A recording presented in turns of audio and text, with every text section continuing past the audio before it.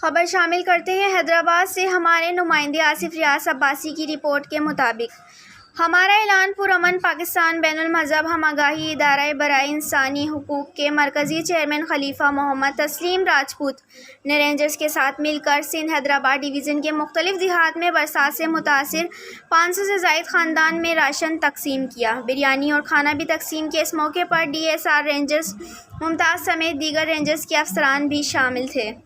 خلیفہ تسلیم راجپوت نے کہا کہ برسات سے متاثر ہونے والے خاندان کو ہمارا اعلان پرامن پاکستان کے پلیٹ فارم سے راشن اور کھانا تقسیم کیا جا رہا ہے۔ ہم اپنی بساط کے مطابق جتنا ہو سکے گا برسات متاثرین کی مدد کریں گے۔ مشکل کی اس گھڑی میں ہم اپنے پاکستانی بھائیوں کے ساتھ کھڑے ہیں، چاہے اس کا تعلق کسی بھی رنگ، نسل یا مذہب سے ہو۔ وہ پاکستانی ہے اور ہمارا بھائی ہے۔